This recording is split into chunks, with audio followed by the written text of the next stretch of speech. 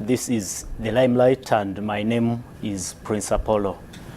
Now, today is the 27th day of January, the year 2024. And this week marks 2 years since the former governor for Bank of Uganda, Professor Tumusiime Mutebire, died. And since then, the appointing authority has not appointed a substantive head of the central bank, and that automatically means that the Central Bank of Uganda has gone without the head for exactly 2 full years. Now, critics are actually questioning this particular issue of running all this time without a central bank governor, and they are actually arguing that this is a critical position that should not remain vacant for all this long. And those are the thoughts we are now going to pick. And in the studios we have Mr. Julius Mukunda. Julius Mukunda is an economist, a senior at that, and he has over 15 years of experience in public finance management and economic management. Welcome to the Limelight, Julius. And let's go straight to the issue of the central bank. Talking about 2 years, the central bank running without a substantive head. Is that an abnormality or not? I guess we can say it's an abnormality. Why? Because in the first instance, why are we supposed to have a governor? Governor is the one is a unique place. The governor is also the chairperson of the board. Yeah, true. Of the Central Bank of Uganda. Yes. So it's like, when you don't have a governor and you have somebody who is in the acting capacity, you would believe that the person who is in the acting capacity does not have the full authority over the governor. But if you step back, then you begin to ask yourself, what is it that our central bank is supposed to be doing, but it is not because of the central bank? And that's a very difficult question to answer in the circumstances that when you get our central bank in Uganda and you want to measure it the way it is performing with its peers across the globe, we come out as among the best performing central banks in this on the African continent, but even across the country. Even without a substantive head? Even without a substantive head. We've just gone through a crisis without a governor. And the crisis, the central role of the central bank is actually to manage inflation. And they got a test of that last year. But when our inflation had actually hit at 10%. And by May, June, July, today, we are actually far below their target, to the extent that now we want to tell them, please, can you prop up the shilling again? An indication that their performance has been exemplary. But there are certain fundamental things that you want to ask yourself operationally, because as a governor, really, you have the full authority. You are an independent person. True. When you are in a seat waiting, definitely there are certain things that you are not likely, because as a governor, there are things you will do that actually the political wing might not like. Oh yeah. For example, I remember the former governor really telling government that please do not hedge your money on oil, for example.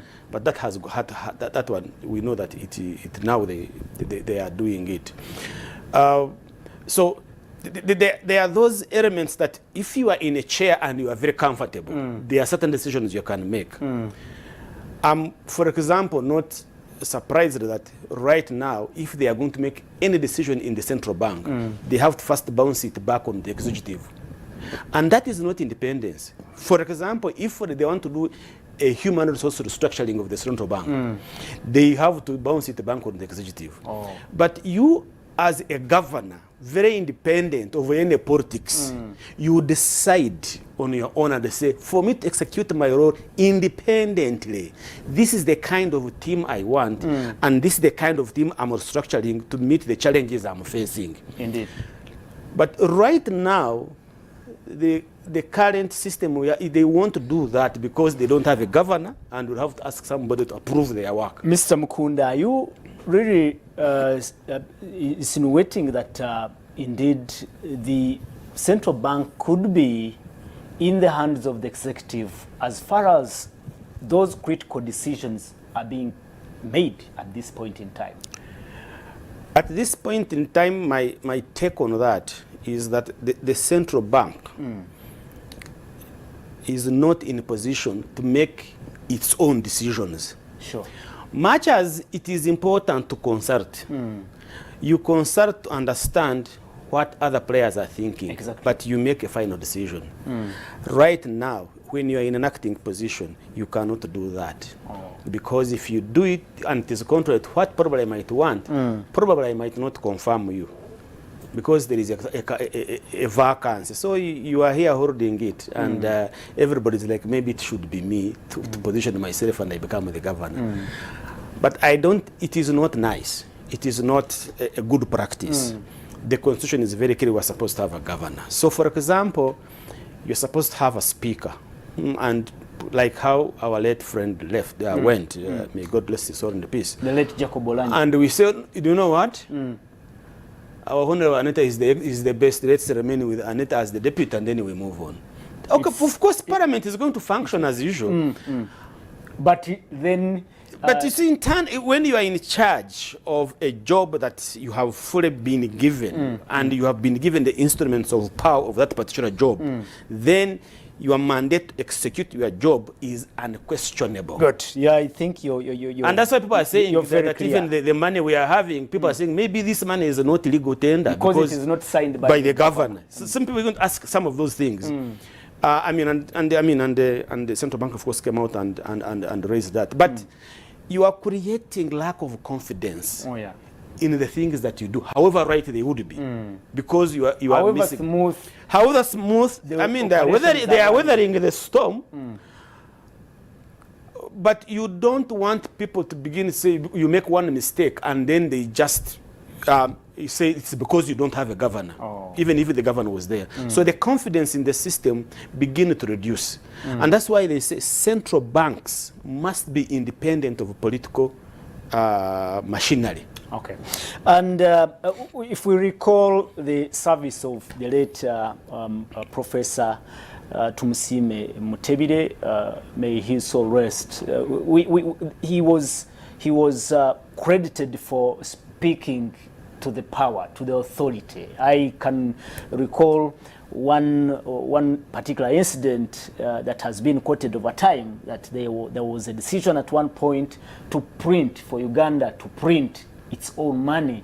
And Professor Mutebire stood his ground and said, we cannot do that.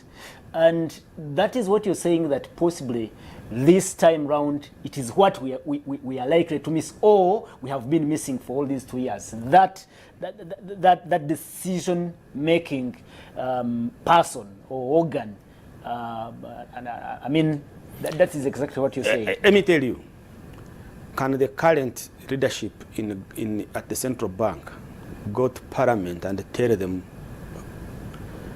I respect you, but I'm not supposed to be here anyway? Can they say that? They cannot do that. Because they are in a situation whereby they don't have the full mantle and instruments of functioning as a governor. You are functioning at a particular level, and that's it. You already have a ceiling for yourself, even if you're in a acting capacity. So that is the kind of confidence the public wants to see in you, that actually you can prevail over the pressure of any system that is around you. So for example, now if somebody begins this topic of printing money on Entebbe Road there, I don't know if there's any person who's going to help us at this particular moment. Because you see, printing money is doing it internally would be okay. It would be cheaper. It would be okay. But we know that our systems cannot function in that particular way. Some of it might slip out. They may be abused. It completely may be abused, yes. and you don't want an economy where money is being printed.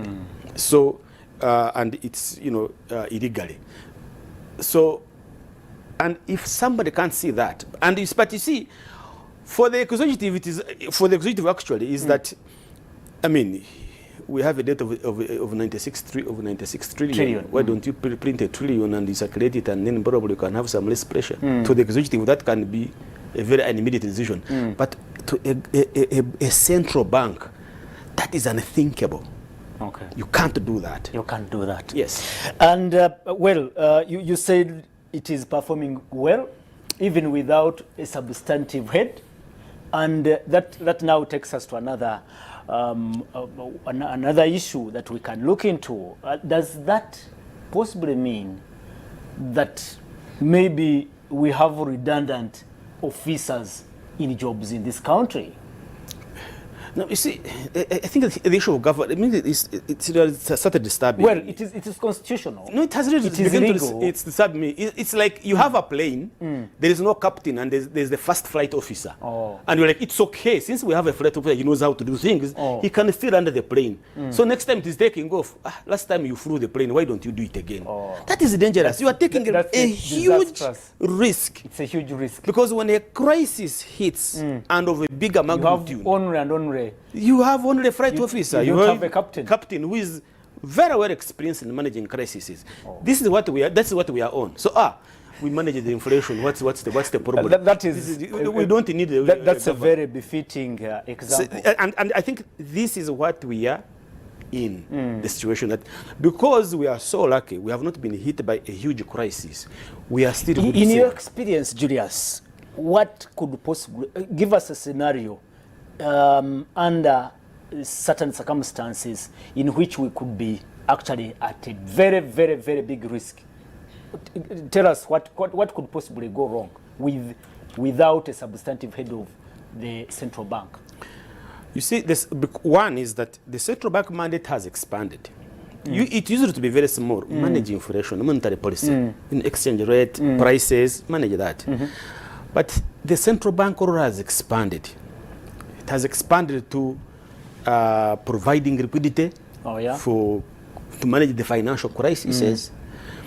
It has gone to stabilizing the economy. That's another element. It has also provided funding for certain strategic investment for governments to move on. To promote economic development. To promote economic development. And that's why now we find that here in Uganda, our Bank of Uganda is managing some government programs, like the agricultural credit facility, for example. They are the ones who are managing it. Like the small scale and medium enterprises, they are the ones who are managing it. Because now it has expanded. So if these go wrong, then our economic development begins also to crumble. Therefore, you need somebody who would say, this is how much I can take, and this is not what I can take, or this is wrong, and you make a final decision. And those are critical decisions that a governor takes, not anybody else.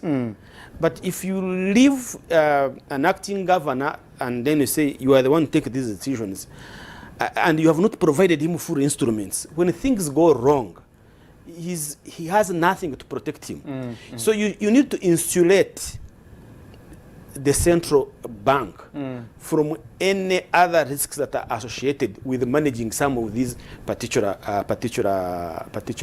programs that they are running. If they decide to say we are closing this bank because they have found out that they can no longer manage it. Yes.